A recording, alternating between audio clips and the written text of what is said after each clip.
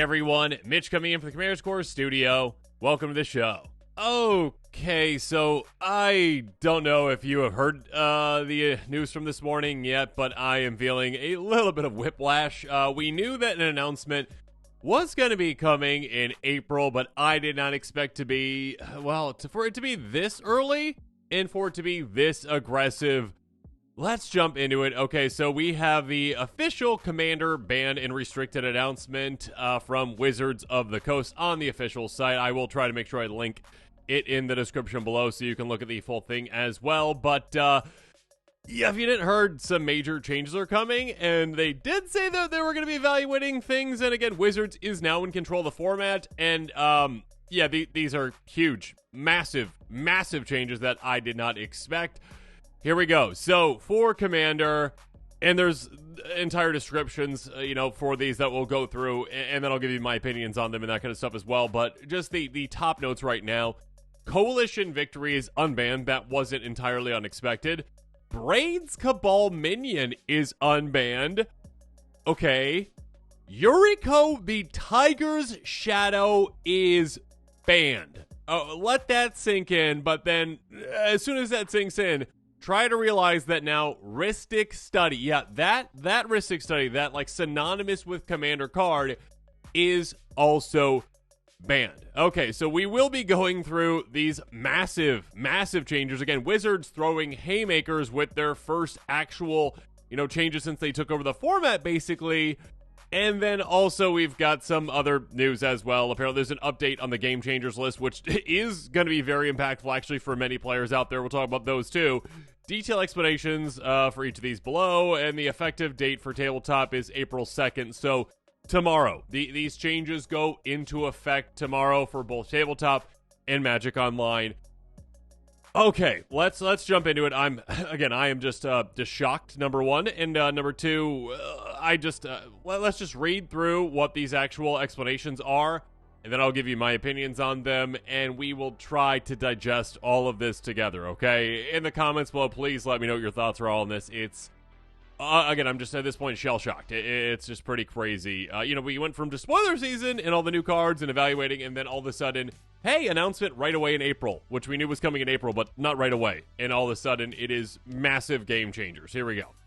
Okay, explanation of ban list updates. After extensive discussion and analysis of Commander gameplay trends, community feedback, and our ongoing mission to keep the format fun, engaging, and balanced for all players, we are announcing the following changes to the Commander format. Coalition Victory, and let's just read the card really quick first. A sorcery for 8 mana in total in Wooburg. You win the game if you control a land of each basic land type and a creature of each color. So, basically an alternative win condition card only for 5-color decks. Again, how difficult that is to meet those requirements, again, obviously has been debate over the years, and now Wizards is putting the stamp of approval on this card. Here we go. Coalition Victory, unbanned in Commander. Coalition Victory has been on the ban list for years, but as Commander has evolved, so too has our understanding of what constitutes an appropriate alternative win condition. Unlike many other win-the-game effects, Coalition Victory requires players to meet specific conditions that are neither trivial nor easily accomplished without dedicated deck building. In Modern Commander, there are far more accessible and efficient win conditions available, and simply meeting the color and lane requirements of this card does not guarantee a victory. Given the widespread interaction available in the format, counterspells, land destruction, instant removal, players have ample tools to disrupt Coalition Victory before it becomes a game-ending threat. Ultimately, we believe this card fosters exciting, creative deck building and rewards players who can successfully pull off a spectacular win, making it a prime candidate for removal from the ban list. Okay, so this one first, let's digest this. This is one that's not necessarily all that surprising, but I didn't know if Wizards was actually going to be going forward with it, essentially. This is one that players have been arguing for years that it should never have been banned in the first place. It should be unbanned. It's just a big kind of derpy, fun card in general. Like, it's not the hardest thing to pull off, but it's not also the easiest thing to pull off. It's not the most overpowered thing out there, obviously. It is just a fun, derpy, win-the-game condition, and there are other much more efficient, much more pressing issues, quote-unquote. If you have other win the game conditions that are just easier to meet or lower to the ground or just, more ubiquitous in Commander right now. So this is one that many players have seen as not problematic, probably should never have been banned, and now it is getting unbanned. So I'd say this is probably the least surprising out of all the announcements. In fact, definitely the least surprising out of all the announcements, but that doesn't mean that I'm not surprised that it actually moved forward with the unbanning. This one, unfortunately, was a very, very, very inexpensive card before Wizards took over the format. And then essentially there was a lot of speculation where a lot of players were like, oh, well, this one might get unbanned. And because of that, some people in the finance community kind of bought this one up. So it is a bit more expensive these days. That being said, it's still not too expensive. It is a card that can be accessible for a 5-color win condition if you are looking for that. So again, a card that I don't know if I really expected Wizards to go through with it, but they did. And again, the least surprising decision out of all of these. So okay, there you go. Coalition victory, unbanned. Moving forward. Braids Cabal Minion. My goodness. All right, here we go. A 2/2 human minion for 4 mana in black. At the beginning of each player's upkeep, the player sacrifices an artifact, creature, or land. Yeah, Braids. Okay. Hashtag free Braids. Apparently, Braids now free. Braids Cabal Minion, unbanned in Commander. Braids Cabal Minion was initially banned for its ability to create oppressive board states, particularly as a commander. However, the format has grown significantly in power level since Braids was banned. I don't disagree with that. And today, many legal cards serve a similar function without creating overwhelming advantages. Yeah, okay. Next up, as a card in the 99, Braids is comparable to many existing stacks pieces that restrict resources and disrupt opponents. As a commander, it is a known quantity. Players can see it coming and adjust their strategies accordingly. Additionally, social contract and playgroup discussions allow players to determine whether Braids' presence is appropriate for their game. With other stacks commanders such as Tiny Bones Trinket Thief and Shielder the Apocalypse already existing in the format, Braids no longer stands out as a uniquely problematic piece. We are confident that it can rejoin the format without creating undue frustration. Okay, this is one that might be controversial, but I actually agree with unbanning Braids. In fact, I've been a big proponent of Braids being unbanned because, well, we already have, Smokestack, those type cards essentially out there in the format. Those cards are already illegal. There's plenty of stacks pieces out there that are already legal in the format, essentially. And yet, as a card in the 99, Braids is no more of a problem than they are. In fact, again, Braids is not going to see a lot of play regardless of this card being unbanned. It's just not going to. When it comes to it being a commander, again, there are more problematic commanders out there. I mean, Grand Arbiter and Augustus IV probably would be up there. There are more problematic commanders out there, more pushed commanders out there as well. And again, it is a commander, kind of like they said, let me read through kind of their exact wording of it. Additionally, social contract and playgroup discussions allow players to determine whether Braids' presence is appropriate for their game. Again, it's not a surprise, when someone... playing Braids in the 99 deck would be a surprise, obviously. And again, I believe what it would be, at least bracket 3, maybe bracket 4. Probably a bracket 4 card when it comes to, repeat, land disadvantage, basically. But, as a commander, you see it coming. It's like opponents. Hey, the social contract, basically, kind of discussion around, stacks commanders in general. You don't just expect to be able to play Grand Arbiter and Augustus IV against, any playgroup out there.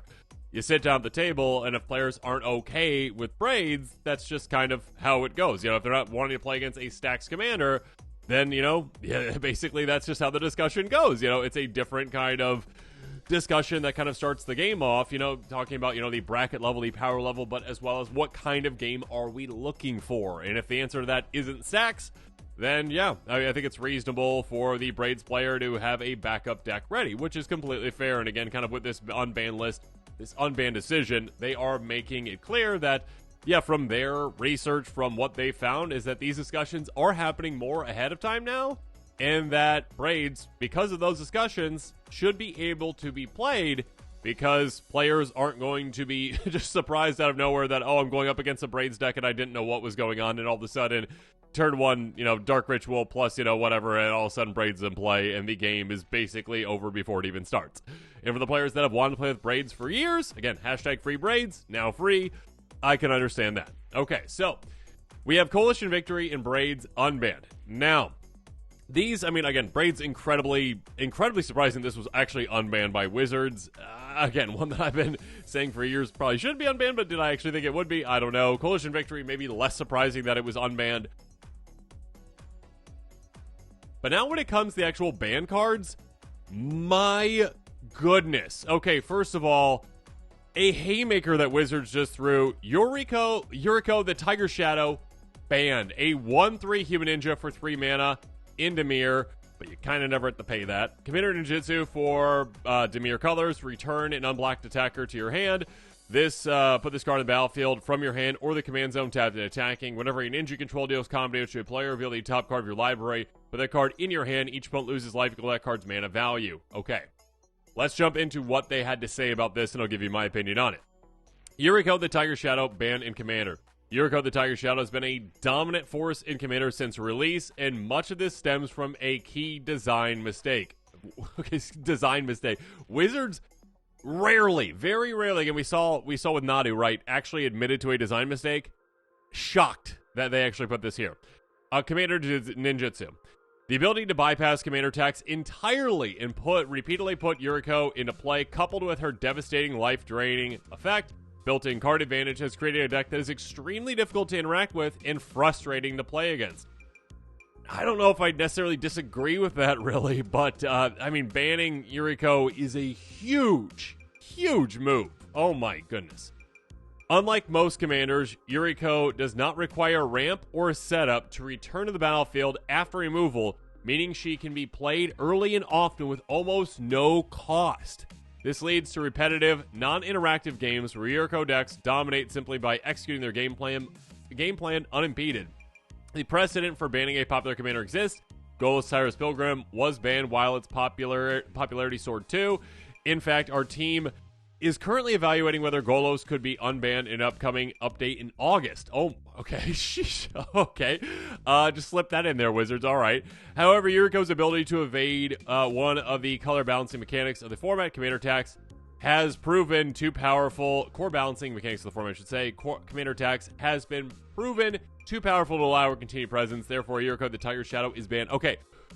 Massive things in here. Okay, number one, again, Wizards actually admitting to a design mistake. Again, that is very rare. They don't do it very often, and with Nadu, they finally did it, so maybe they're going to be more able to admit to design mistakes moving forward in the future. This one, I mean, again, Yuriko is one of those popular commanders of all time. I think Yuriko right now, is it 3 or 4? Like, definitely in the top 5. This is an incredibly huge commander, and a giant, announcement that basically... no commander is safe. Again, if you're on the Game Changers list and you are a commander, which there are a couple of them out there, then, again, like, they are willing to basically ban any of them because they just ban the most popular of those. Again, like, Grand Arbiter Augusta IV, nowhere near as popular as this one, but yeah, if you've got one of those decks, very well could be banned in the future, but we shall see. I mean, cheating on commander attacks is a massive thing, obviously, and that makes this commander... just really difficult to deal. They did mention that, obviously, is a commander that is super quick. Again, there's a lot of high converted mana cost cards that have utility to them where they don't necessarily have to be played for that amount. Again, then either they have like a cost reduction like Delve, or it's like a split card and like the cost is just technical. Basically, it's like, oh, it's a 10 mana card, but like you've got like a 3 mana side and a 7 mana side, and you're playing the 3 mana side, so it's really not. So like it doesn't like impede your deck by having that in the deck. So you can drain your opponents incredibly quickly with this. Again, it's based on the number of ninjas hitting too, which there's a lot of, we're getting more and more like low to the ground evasive creatures, more and more low to the ground evasive ninjas, and of course just be able to cheat this into play just for 2 mana each time, escaping commander attacks. That is the crux of things. That is like the big thing out there where, again, when they designed this, it's like, oh, okay, so you're only ever paying 2 mana for your commander, and again, this is a very, very, very powerful commander. Again, shocked that this is actually banned. I did not think Wizards would go through with it. I mean, it wasn't surprising that they put it on the Game Changers list initially because, yeah, it's a very powerful commander. But they did say, like, you know, hey, when we're banning cards from here on out, unless it's like a brand new card that just got printed, it's going to be going on the Game Changers list. And then, you know, only those out there that are on the Game Changers list have the possibility of being banned. So absolutely shocking that Yuriko is the first to fall with that.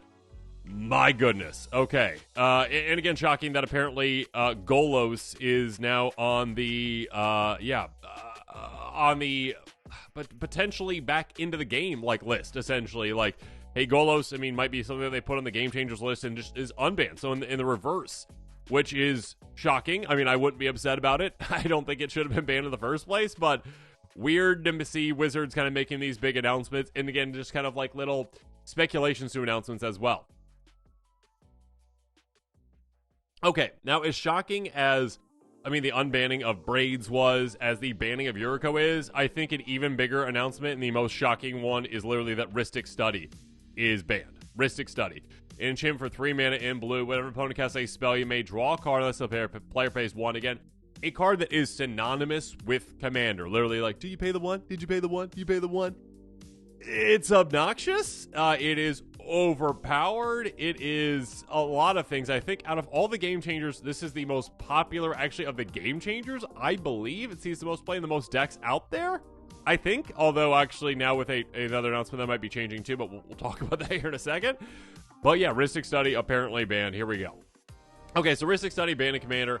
Rhystic Study has been a defining staple of blue decks for years. Yeah, no really. And its presence in Commander games has often led to frustration.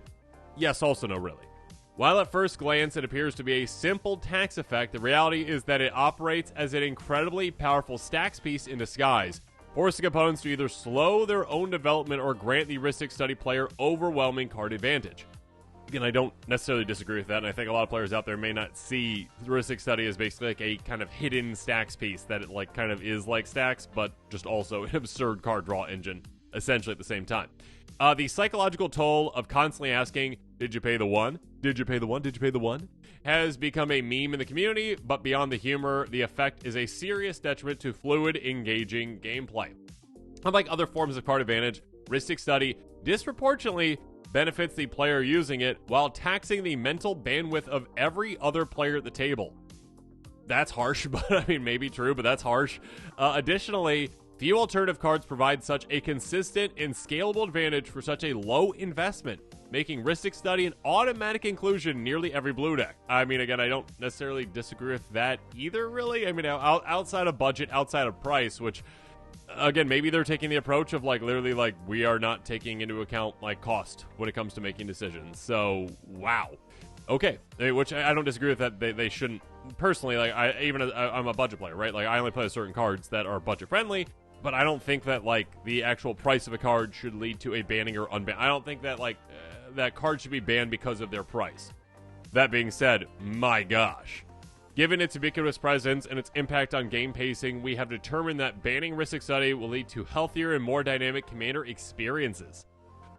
Okay, so a lot to unpack here, but I mean, again, a card that has been a staple in Commander for such a long time. One of the, I mean, it's up and down. Like, it's an incredibly expensive card in the format. Like, it's usually at least like $30 or so, and finally it's been getting some reprints lately, but now, like, the rug kind of pulled out from under it. Banned in Commander, so no longer will you have to hear the, you know, you want to pay 1 for that? You're going to pay 1 for that? You're going to pay 1 for that?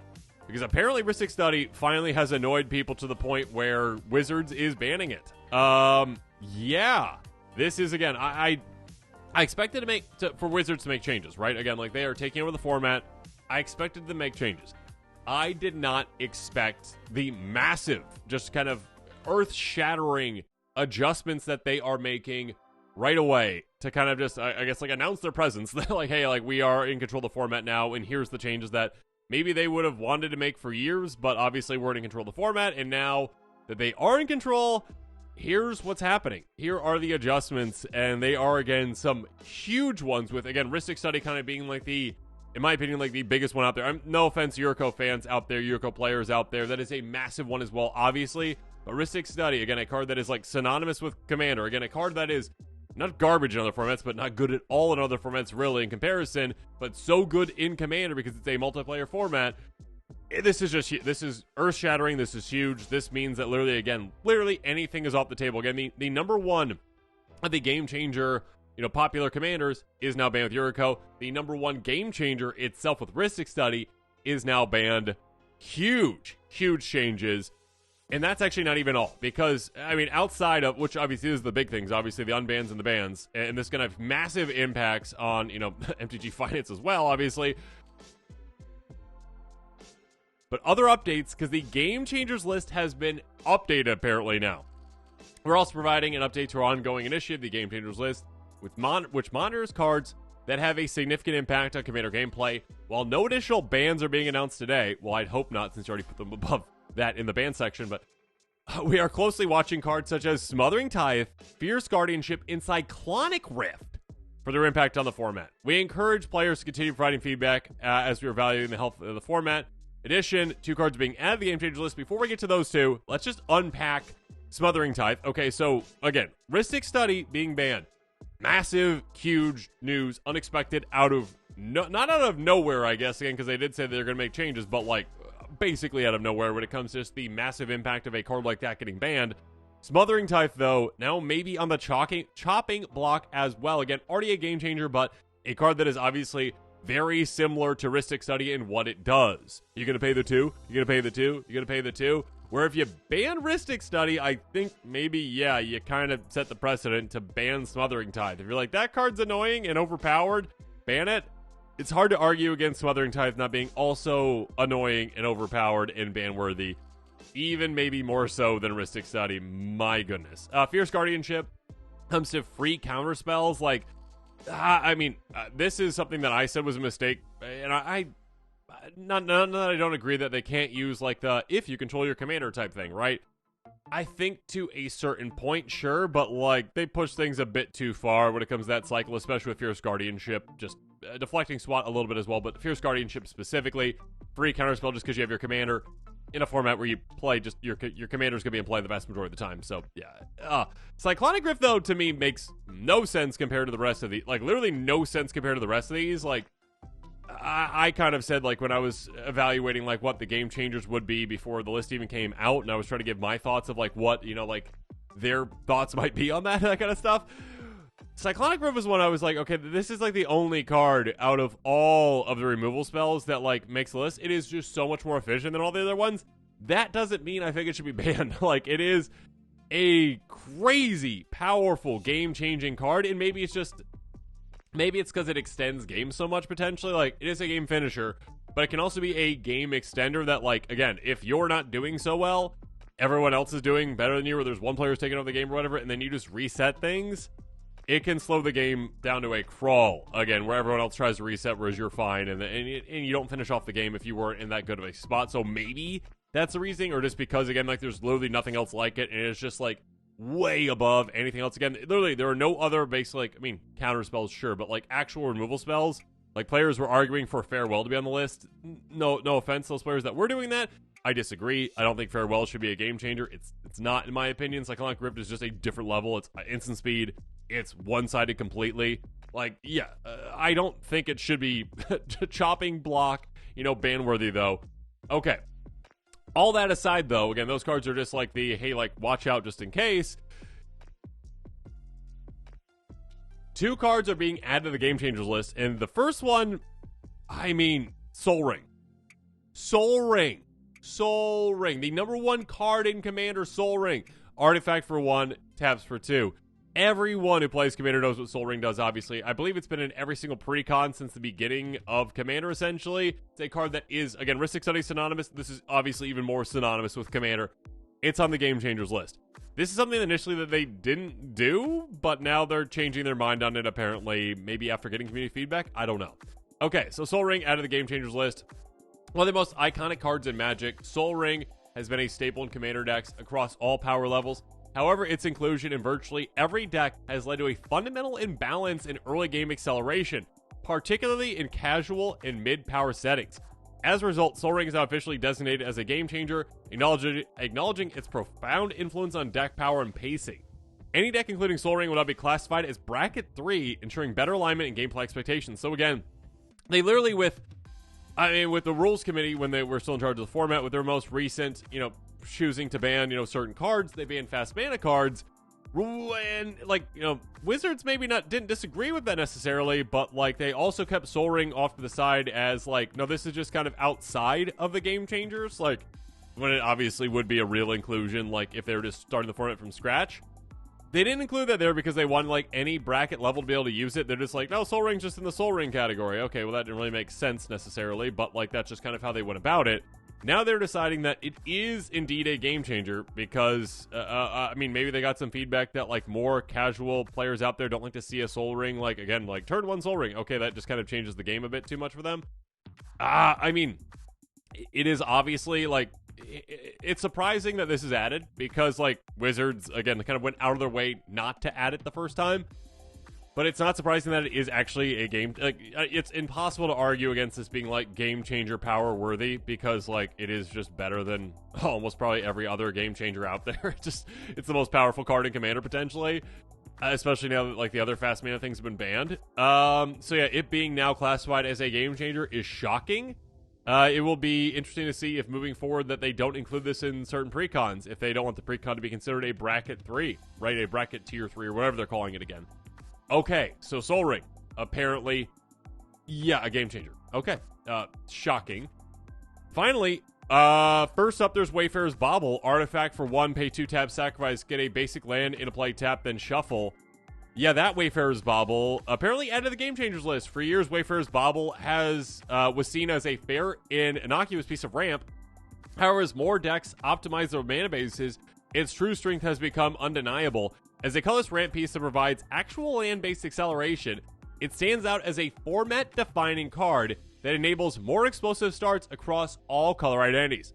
With this in mind, we are officially adding Wayfarer's Bauble to the Game Changers list, recognizing its role as a key piece of efficient deck acceleration. Okay, so I need to go update all of my decks, because, I mean, I guess this will probably auto-update on something like Moxfield, but, again, when you do, like, the whole, like, bracket, choice or whatever, of what you have to, say your bracket is, if it just defines it vaguely based on, like, the parameters, but then you can, like, choose, like, the final one. I need to update them to at least a 3 then, apparently, because obviously Wayfarer's Bauble's in, like, nearly every single one of my decks. So, yeah, Wayfarer's Bauble is an amazing card. Obviously, been saying that for years. I did not think that they would ever put on the Game Changers list, but, congratulations, Wayfarer's Bauble. You went from, again, an innocuous card that, like, no one used to a card that, now basically everyone is using and now is considered a game changer because, again, land ramp is just king in Commander, and this gives any deck access to land ramp. I'm shocked. I have no other words. I'm very proud of you, Wayfarer's Bauble. I don't know if I'm happy that you're considered a game changer now because, again, you changed all my decks to technically a 3 then. So, and I'm not taking you out. So, there you go. Okay. Okay, looking forward. We look forward to seeing how these changes shape the Commander landscape. My gosh. I mean, just massive changes. So, yeah, huge shakeups we shall see. As always, our goal is to maintain a format that fosters fun, creativity, and balance across all power levels. Let us know your thoughts, and may your games be legendary. Okay, Wizards, that is absolutely shocking. Yeah, I mean, again, literally massive changes. Again, just to go through them really quick. Coalition Victory, unbanned. Not necessarily unexpected, but still surprising. Braids, unbanned. Very surprising, even though players like me have been calling for it for years. Yuriko the Tiger Shadow, banned. Again, one of the most popular commanders out there, banned. My goodness. But then, again, obviously on top of that, Rhystic Study banned. One of the most popular cards of all time in Commander. The most popular game changer out there. One of the most powerful cards out there. Banned, which means basically anything is bannable. Anything is bannable. It doesn't matter power level, doesn't matter cost. Just anything is bannable. My goodness. Wizards just laying down the hammer right now. And then, again, the game changers list. A couple things mentioned. Smothering Tithe. Fierce Guardianship, Cyclonic Cliff, potentially on the chopping block. Soul Ring, now on the Game Changer list, meaning that all your decks that have Soul Ring are bracket level 3. And obviously, Wayfarer's Bauble somehow meeting that requirement as well. I love you, Wayfarer's Bauble. I don't know if I necessarily agree that you're a game changer, though. I'm sorry. I'm very sorry. Okay, I love you. I still love you, all right? But now, apparently, all my decks are 3s.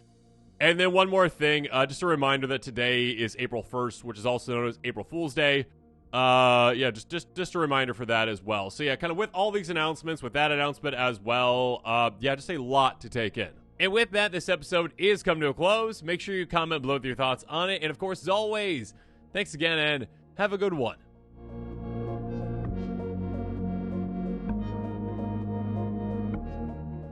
This show and episodes like this one are possible thanks to viewers like you. If you're looking for an easy way to help support this show, make sure that you like, share, and subscribe. Also, hit that bell notification icon so you don't miss any new episodes. You can also go check out our playmats and other merchandise at thecommandersquarters.com. Another easy way to support this show is with our TCG Player affiliate links. So whether you're buying a deck or individual cards, you can use this general link right here or one in the description. And the final way that you can support this show is by supporting us directly by becoming a patron. There are many benefits to being a patron, and I truly couldn't do this without all of their support.